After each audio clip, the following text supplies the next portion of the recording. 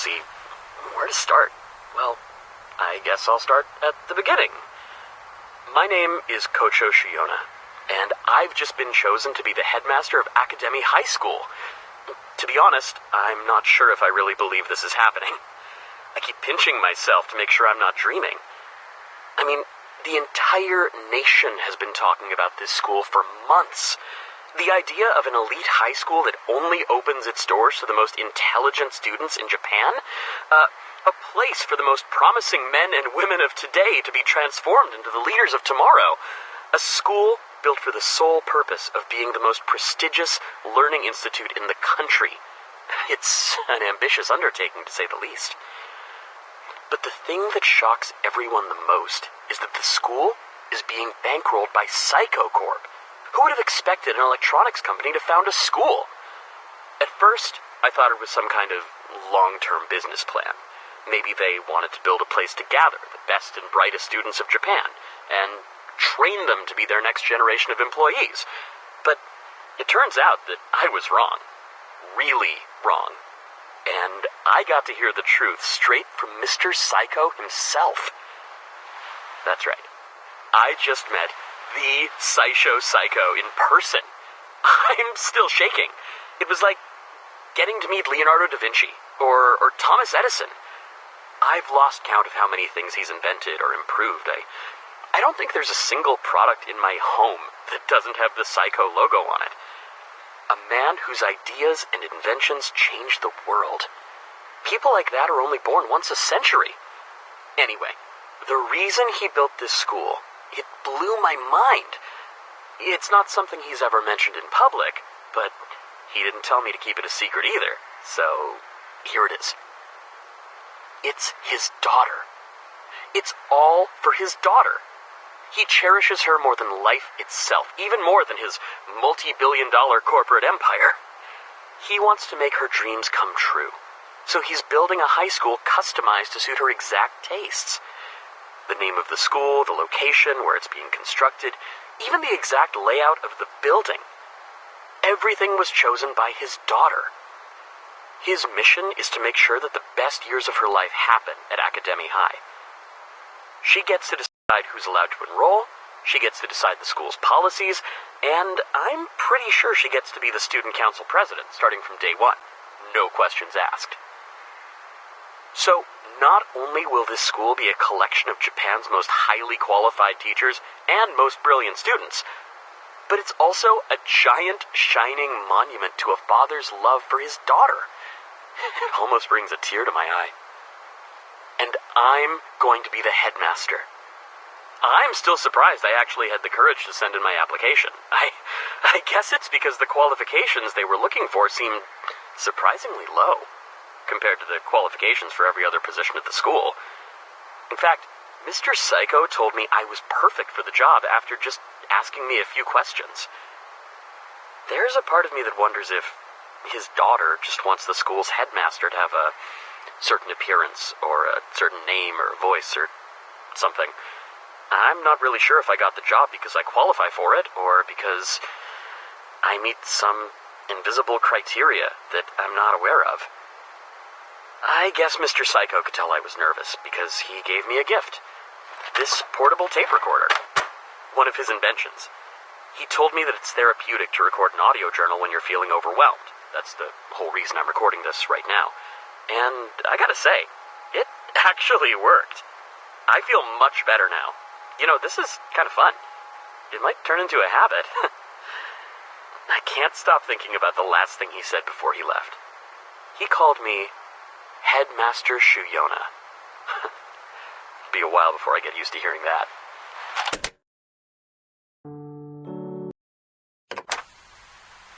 Huh? Oh, wow. I didn't realize how much dust was on this thing. Well, I suppose I should consider myself lucky. If I never use this thing, it means everything has been going so smoothly that I just never feel the need to vent. But something happened today that really threw me off. I wouldn't feel right talking about it with any of my colleagues, but I need to get it off my chest. So maybe recording my thoughts will help.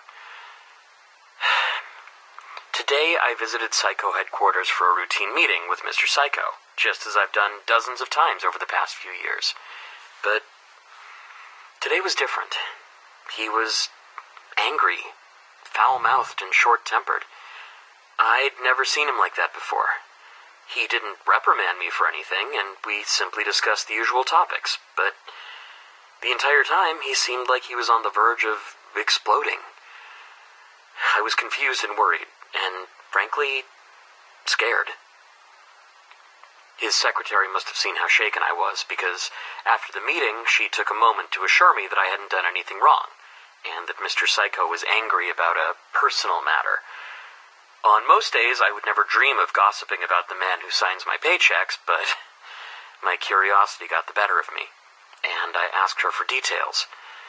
She didn't know all the specifics, but she knew enough to give me a basic summary. Earlier that day, Mr. Psycho had a furious argument with his daughter, who graduated recently. Apparently, she doesn't want to inherit the company, and she's decided to leave Japan to travel the world. This is absolutely unacceptable to her father, because he's invested a lot of resources into giving her the training necessary to take over his empire when he retires. He had absolute faith that his daughter would inherit his company when the time came, and her decision had invalidated all of his plans, along with many years of effort, not to mention an incalculable amount of money. After a long, heated discussion, well, more like a shouting contest from the sound of it, Mr. Psycho threatened to disown his daughter, and she had absolutely no problem with that. He told her, "If you walk out that door, you're no longer a part of this family." And moments later, she left his office without a word. Mr. Psycho is a man who refuses to compromise and only accepts the results he wants. I'm 100% certain that from this day forward, his daughter is dead to him. The secretary told me a little more about the way Mr. Psycho raised his daughter. Starting from early childhood, she was given training to prepare her for the responsibilities that come with operating a company. Training that became more advanced and intense with each passing year. Mr. Psycho also has a son, but he didn't put his son through the same sort of training as his daughter. Instead, he granted his son a perfectly normal childhood, perhaps out of guilt for what he did to his daughter. But now he's making preparations to rapidly change the direction of his son's life, so the boy will acquire the traits and skills that his sister spent her entire life developing. The strangest part is the exact reason why Mr. Psycho's daughter wants to travel the world. One phrase the secretary kept hearing was, "my sister." Apparently, Mr. Psycho's daughter is absolutely convinced that she has a sister somewhere in the world, and that she needs to find her. But Mr. Psycho only has 2 children, so if she says she has a sister, there are 3 options. She's speaking figuratively, she's actually become delusional, or Mr. Psycho has an illegitimate child. At this point, the secretary decided she'd said too much, and stopped talking. I had a feeling I was starting to tread on dangerous ground, so I chose not to pry any further.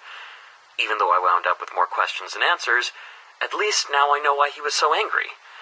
Losing his daughter, along with more than a decade of money, planning, effort, must be an incredibly painful experience. But after hearing all this, it'll be hard for me to look at him the same way I used to. He told me that he built Academy High to give his daughter the perfect, ideal high school life. But now I think that was just a cover story. I think he built Academy High and made his daughter the student council president to put her through the experience of being in charge of an organization. The school wasn't a gift from a father to a daughter. It was just another component of her lifelong training, another step in the process of turning her into the perfect CEO. A training simulation. And now he's going to put his son through an accelerated version of that process. Poor boy. It doesn't surprise me at all that she defied her father and ran away from all that. But in the end, it wasn't pressure or stress that made her reject her father's wishes. It was this weird notion that she has a sister. maybe all the stress drove her crazy. The weirdest thing of all is that when I imagine Mr. Psycho with another daughter, I have a mental image of what she would look like. But I get a headache if I picture her in my mind for too long. Man, really creeps me out. If Academy High was built solely for one girl, and that girl has graduated, what happens next? I was afraid the school was going to be shut down, but apparently Mr. Psycho just wants me to continue business as usual. A lot of the students who graduate from this school get offers from Psycho Corp almost immediately after graduation. So I guess this place really did turn out to be a training ground for future Psycho employees after all. I don't feel angry or sad, just disenchanted. Well, it's an easy job, and I can't argue with the pay, so I guess I'll just stay on my current course for now. Man, even though I know that nobody is going to listen to this tape, I feel way better after recording my thoughts. I guess Mr. Psycho's gift was good for something after all. Thanks for hearing me out, Mr. Tape Recorder. With that said, I hope I don't have to use you again anytime soon.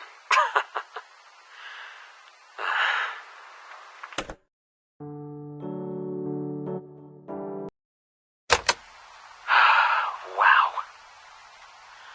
Can everything really collapse this easily? Cameras, interviews, police.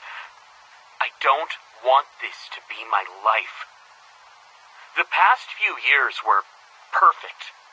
Why did this have to happen? It's not like it was my fault. Or was it? I guess I understand why they're putting all the blame on me. It's my school. I'm responsible for it, and everyone inside of it. But how was I supposed to... How could I have seen this coming? What could I have possibly done to have prevented this? A murderer. A killer. In my school. Those girls who disappeared. I don't want to admit it, but it fits. Those missing girls are probably dead. Dead.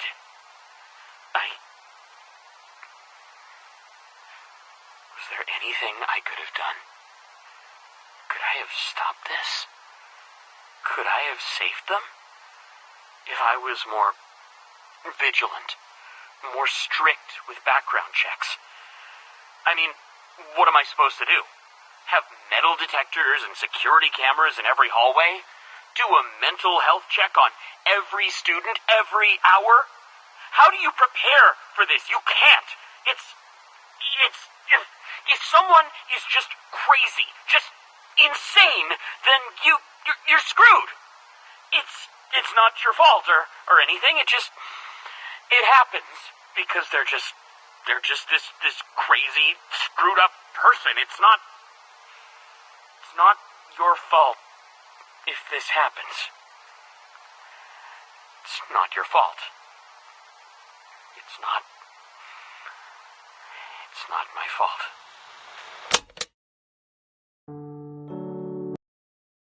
What a goddamn disgrace!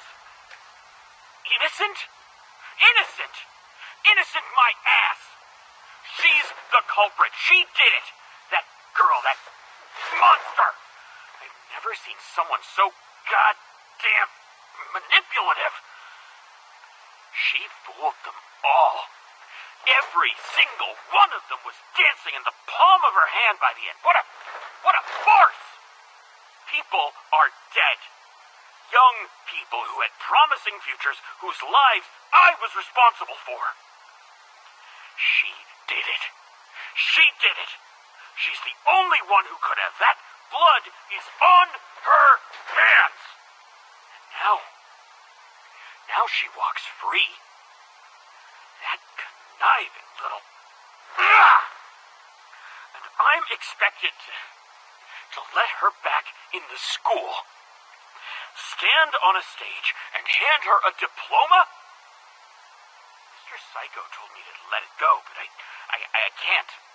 I can't let this go. She murdered people and got away with it. I can't believe... God damn, this is just... This was supposed to bring closure. This was supposed to close the chapter. This was... God damn her! God damn her.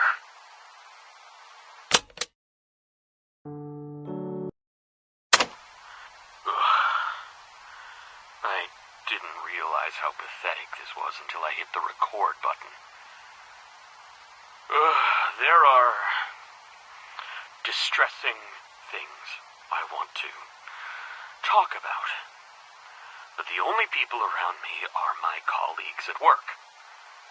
I can't show weakness in front of my subordinates, so if I want to talk and have someone listen, then I have to use this.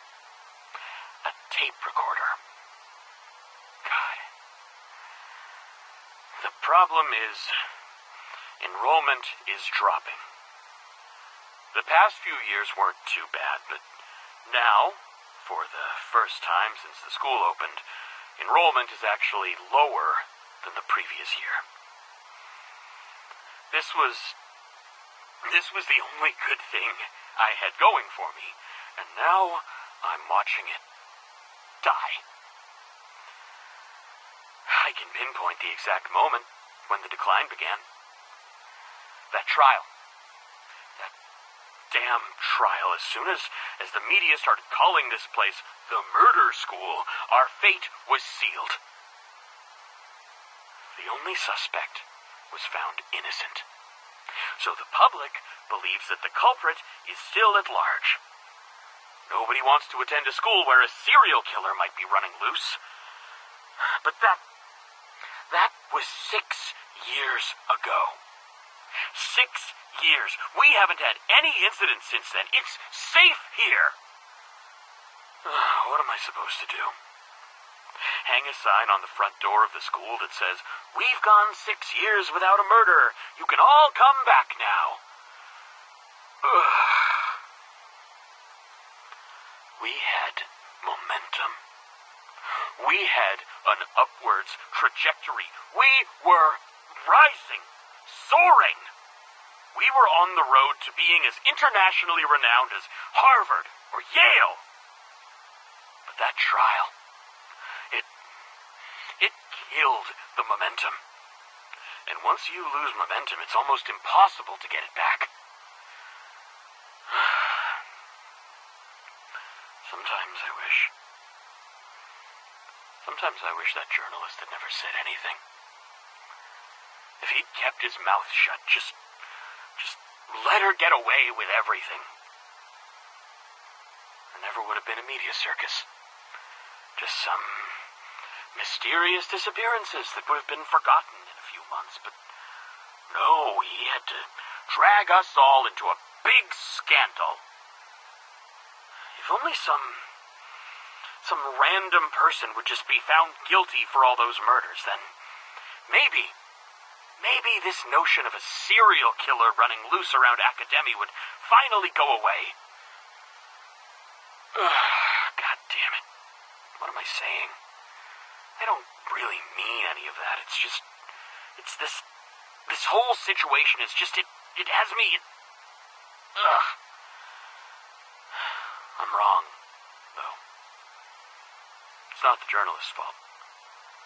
It's not the court's fault. Not even my fault. This is her fault. It's all her fault.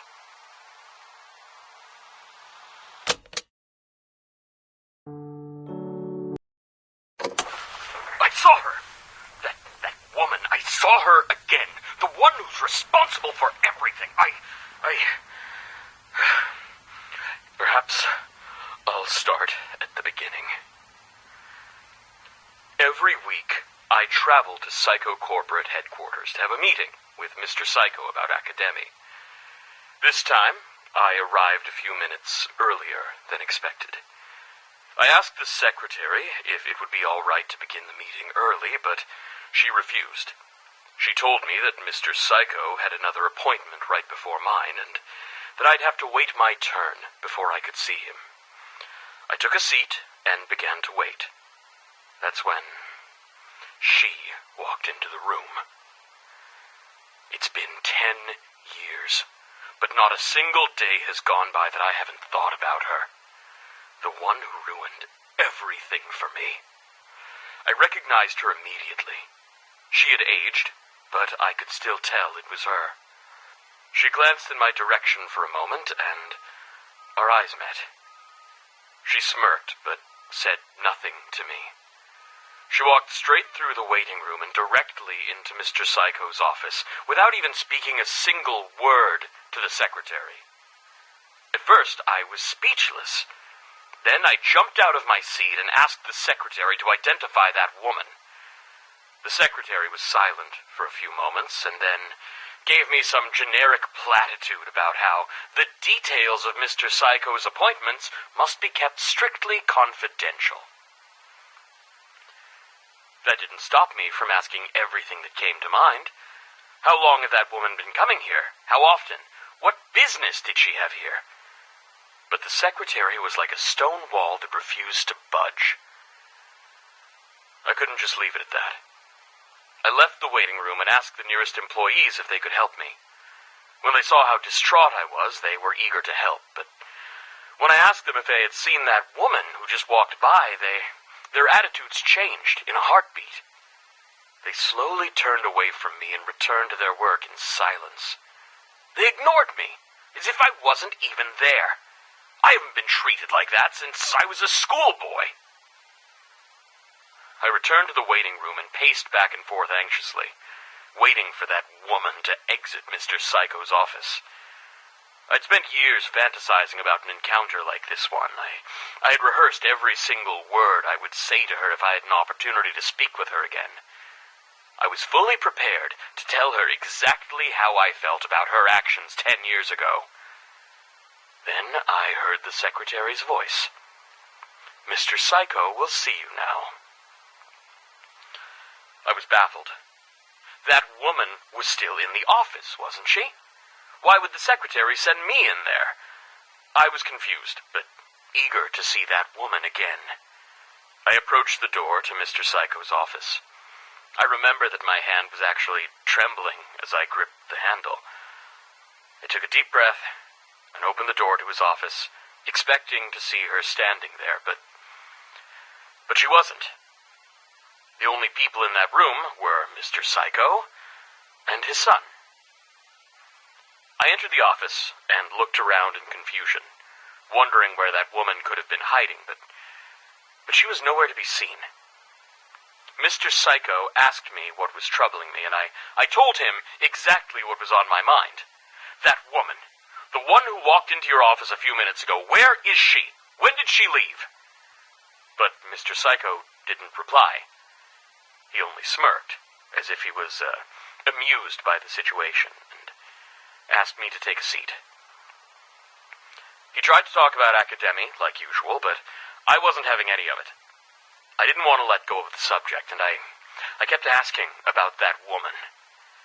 Mr. Psycho's amusement quickly turned to irritation, and he firmly asked me to keep our conversation to the matter of academy.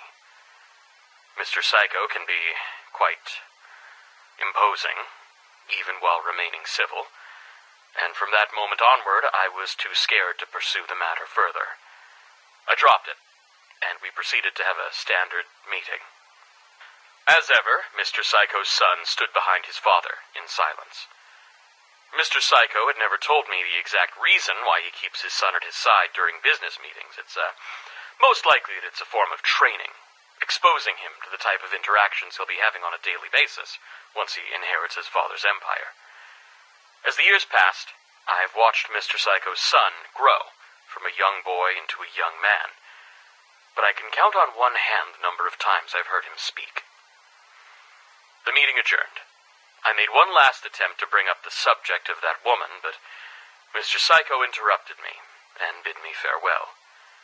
I knew that I wouldn't be able to get anything out of him, so I simply left.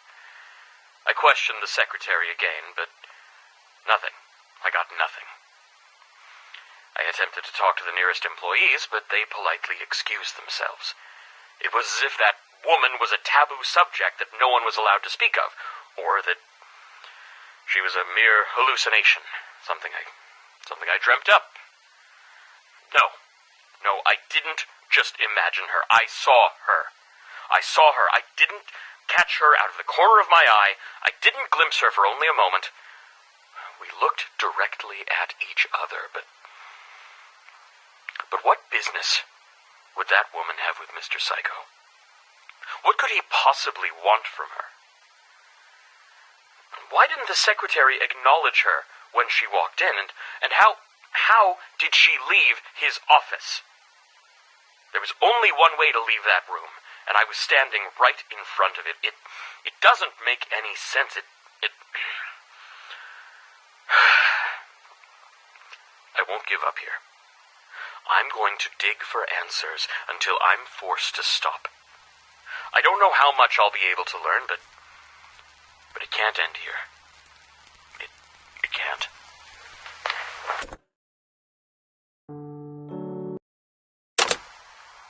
Years.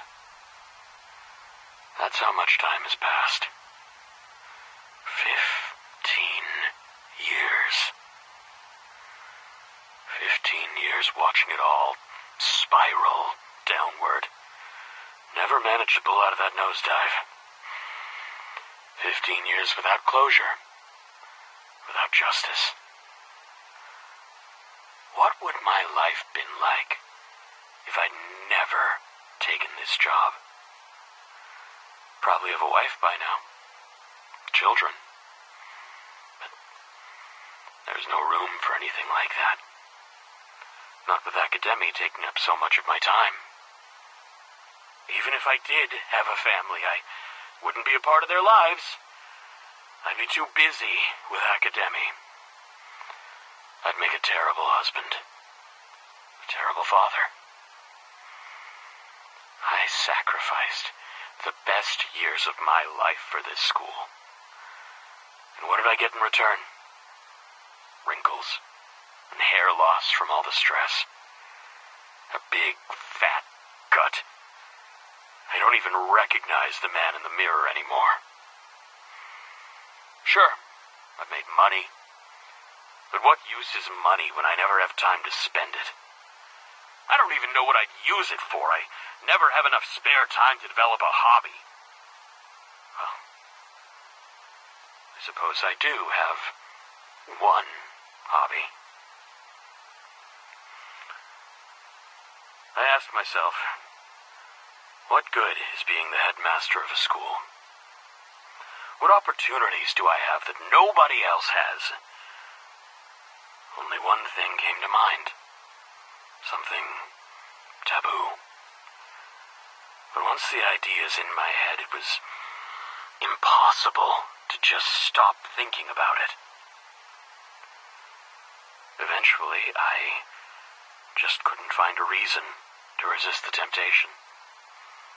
It's not like I have anything left to lose. It's not like my life could get any worse than it already is, so I gave it a try. And you know what? I don't even feel guilty about it. You see, filming someone does absolutely no harm to them. No harm whatsoever. It's not as though I post the videos online or anything like that. It has zero impact on their lives, so what's wrong with putting a few cameras around? At this point, I don't even care if I get caught. Actually, the risk of getting caught makes it a little more thrilling. And even if I did get in trouble, at least it would shake things up a bit. My life would finally change in some way. And for that reason alone, I would be happy. It's a win-win. I just wish I'd thought of this sooner.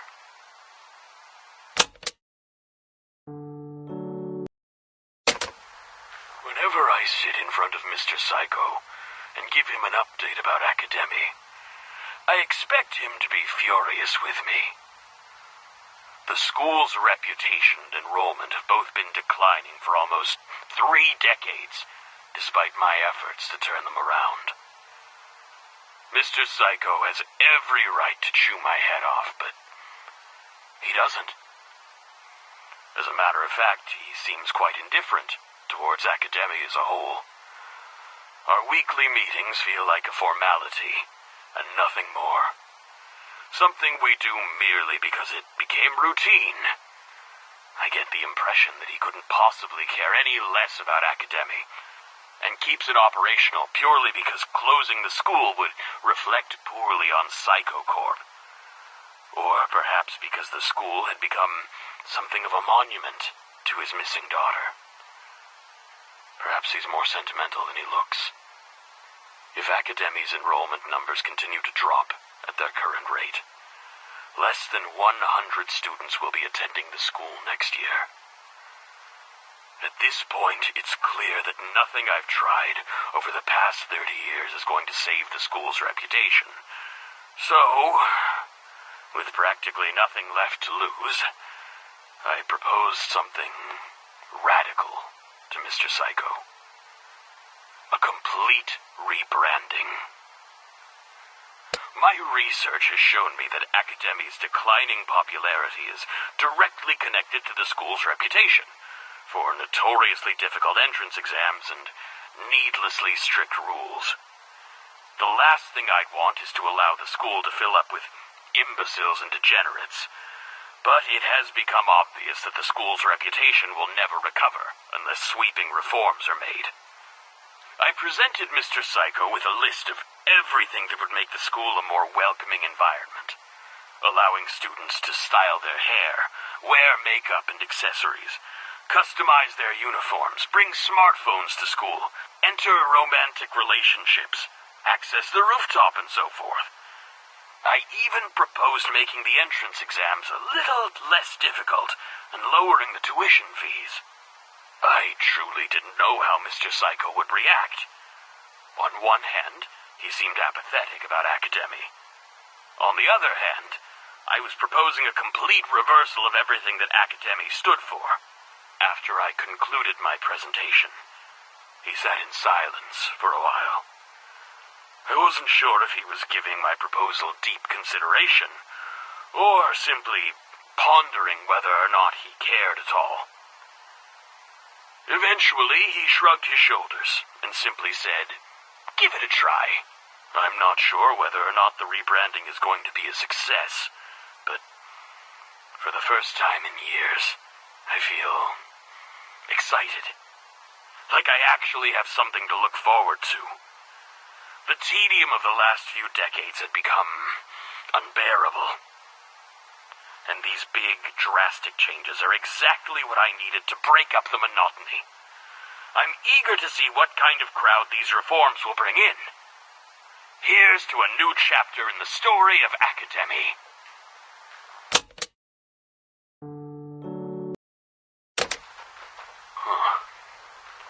Well, that was the weirdest day of my life.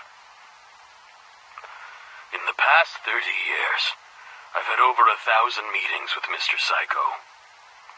When I walked into his office today for our weekly meeting, I could immediately tell that something was very wrong. Everything about him, posture, expression, demeanor, was completely different.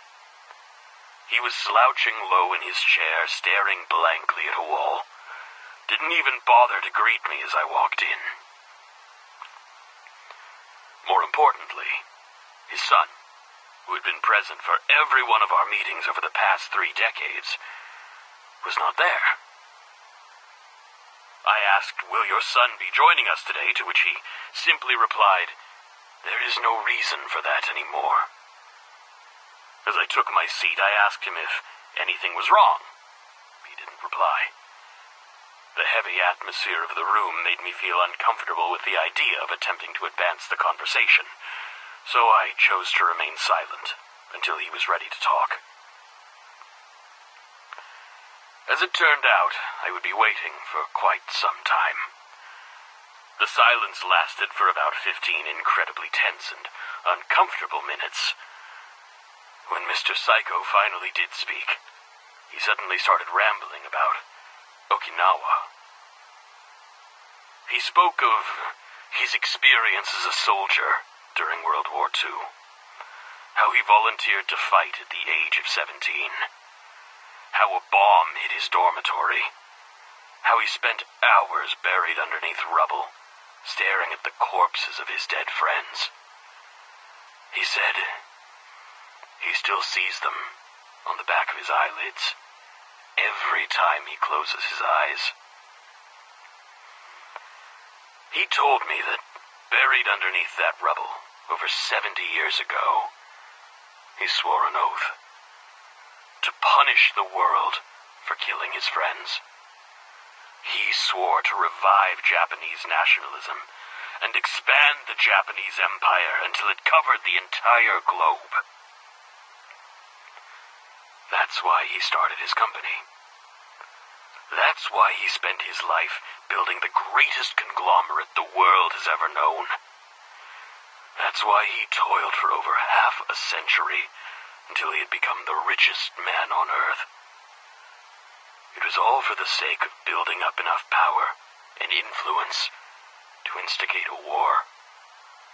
A war that he would throw all of his money and resources into until he had achieved the complete annihilation of every country that fought against Japan in World War II.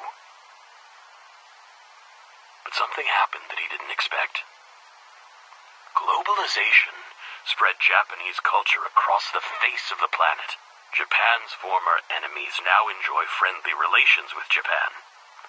They eat Japanese food, watch Japanese animations, play Japanese video games. The process was sped up by his own inventions and innovations. There's a Psycho product in every home. He can't find the motivation to go to war anymore, knowing that he'd be blowing up his own loyal customers. He dedicated his entire life to setting the stage for a blood-soaked military victory. But in the process, he inadvertently achieved a slow, pacifistic cultural victory. By now, almost everyone who pulled a trigger or launched a bomb during World War II was dead or elderly, so revenge had lost all meaning. Instead of feeling pride for accomplishing more than any other man in history, he just felt like he had failed his dead friends.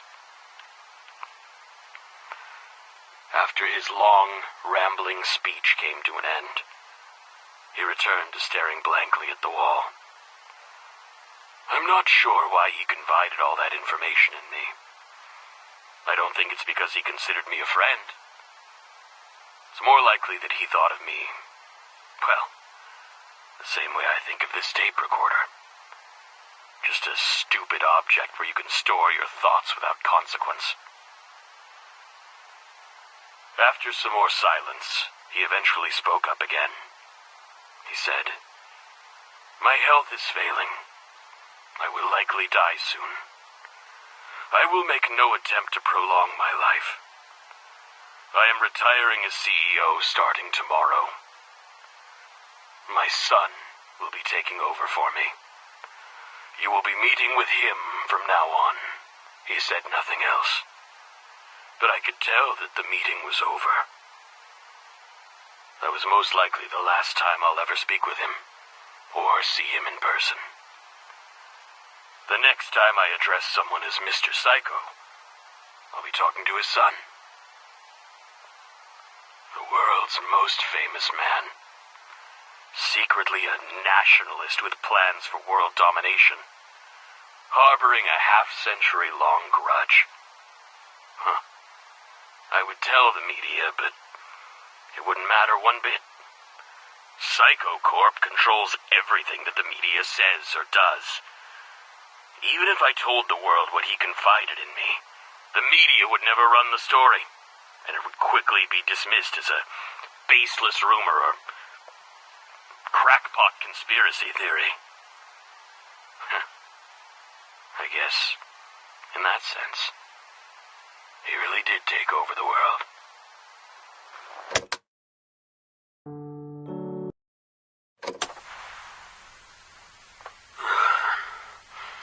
Out of all the different ways it could have turned out, I never imagined it like this.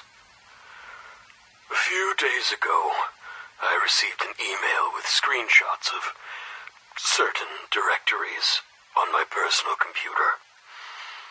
I don't know how anyone could have managed to accomplish something like that, but I can only assume that this person must have been some kind of top-class computer hacker.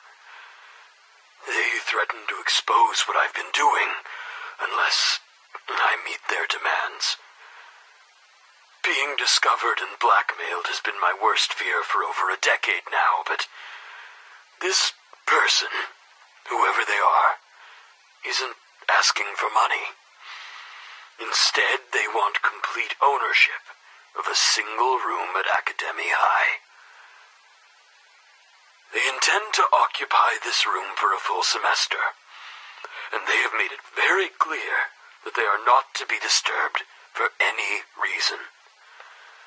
I have no clue what they intend to do in this room, but I'm not really in a position to decline. All things considered, this situation isn't as bad as it could have been. They could have demanded an absurd sum of money, and instead, all they want is a room.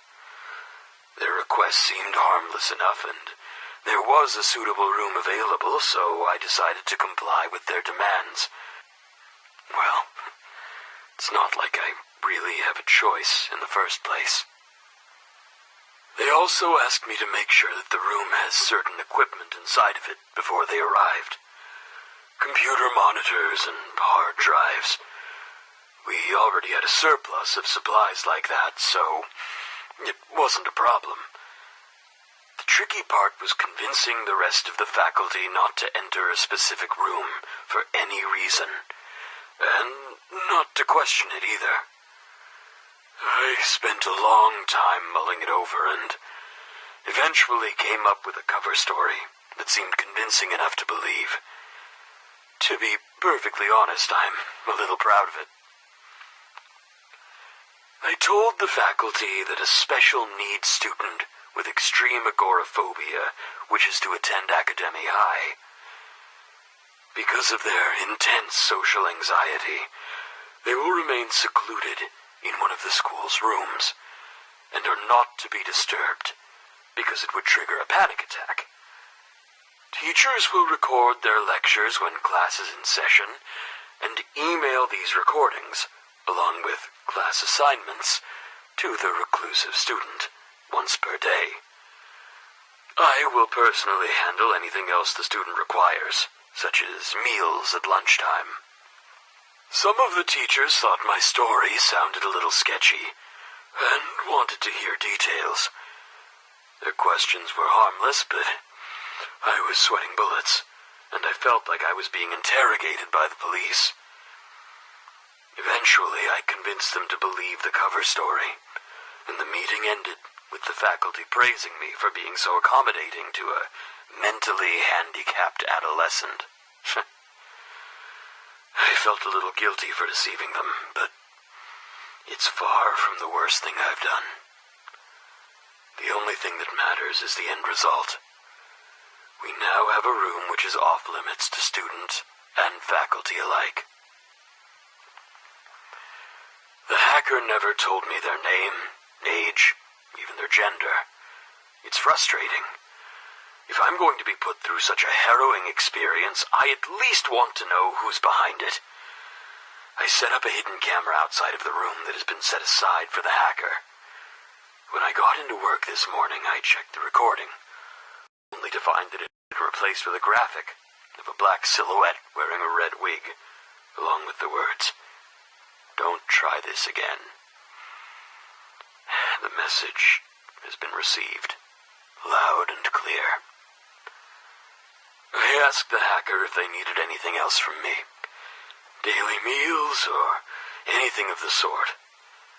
They told me not to worry about them, and to simply go about my business as usual. They explicitly told me to pretend they don't exist. It's going to be nearly impossible for me to put them out of my mind when they could end my career with a single click. It feels like there's a slimy creature crawling underneath my clothing, and I simply have to grit my teeth and live with it. Then again, I don't really have any right to complain. Perhaps this is simply karmic retribution for my actions. It's very fortunate that these little therapy sessions were confined to cassette tapes. If I had been making digital recordings instead, the hacker would have a lot of very dangerous information right now. With that said, I no longer feel comfortable keeping these tapes around. They're too much of a liability. I should dispose of them, but it would be such a shame. 30 years of my innermost thoughts just tossed away like trash. It would feel like I'm wiping someone's memory. What was the point of recording anything at all if I was just going to destroy it one day? There was never anyone in my life who I felt comfortable expressing my anxieties to. This tape recorder has been like a close friend who I could trust with my deepest secrets. I know I have to dispose of these tapes, but maybe I'll keep them for a few days. Listen to them one last time. Try to figure out where it all went wrong. Then dispose of them when I've said my goodbyes. But there is one tape that I'm already prepared to part ways with. The tape I made after Mr. Psycho's recent, demands. It's far, far too risky for a recording like that to exist. That one must be destroyed